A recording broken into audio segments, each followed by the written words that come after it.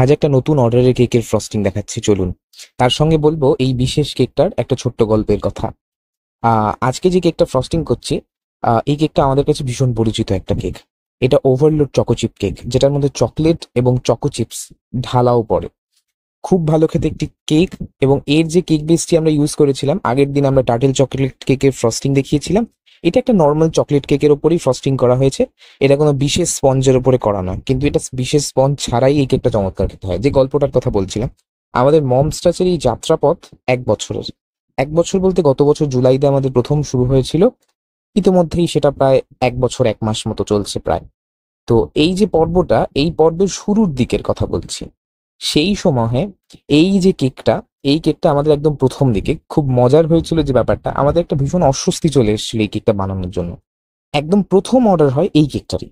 সেই যে শুরু হলো, তারপরে প্রায় 3 মাস বা 3.5 মাস মতো। প্রথম দিকে তো খুব একটা অর্ডার হয় না। তো যে কোনো হোম বেকারেরই প্রথম দিকে খুব একটা অর্ডার হয় না, তাকে পরিচিতি তৈরি করতে হয়। এই প্রথম যে পর্বটাতে, এই পর্বটাতে প্রথম 3 থেকে 3.5 মাস আমাদের মনে পড়ে এই কেকটা আমরা প্রায় গোটা 5-6 বানিয়ে ফেলেছি। মানে সেটা হাফ পাউন্ড, 1 পাউন্ড, মানুষকে যে ডিজাইনই দেখাচ্ছি তারা ঘুরে ফিরে এই ডিজাইনটিতেই এসে বিশেষভাবে আটকে পড়ছে। হতে পারে তার চকলেটের পরিমাণটা বেশি বলে হয়তো আটকে পড়েছে। মাঝখানে এমন একটা সময় হয়েছিল যে আমি লোকজনকে এই ছবিটা দেওয়াই বন্ধ করে দিয়েছিলাম। তো তারপরে অবশেষে একটা সময়ের পর থেকে আমরা নতুন নতুন ডিজাইন করতে শুরু করলাম, মানুষেরও একটু একটু করে চেঞ্জ হতে শুরু করলো। এবং এখন ব্যাপারটা মোটামুটি ব্যালেন্সড। এখন মাঝে মধ্যে এই ডিজাইনটার অর্ডার আসে। এই কেকটার ফ্রস্টিংটা দেখলেন আপনারা। এই ওপর থেকে চকলেট দিয়ে সুন্দর করে ড্রিপিং করা হবে, এবং তারপরে ওপরে ঢেলে দেওয়া হবে মনের মতো চকো চিপস।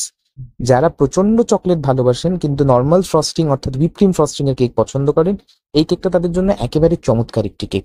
যারা প্রচুর চকলেট খেতে চান অথচ চকলেটটাকে অন্যভাবে, আসলে চকলেট ওভারলোড কেক ভীষণ কস্টলি হয়ে যায় যেখানে ওপরে প্রচুর চকলেট পড়ে। কম্পারেটিভলি এটা কম খরচের কেক এবং ভালো কেক। এই আমাদের ফাইনাল ডেকোরেশন কেমন হয়েছে জানাবেন। ধন্যবাদ।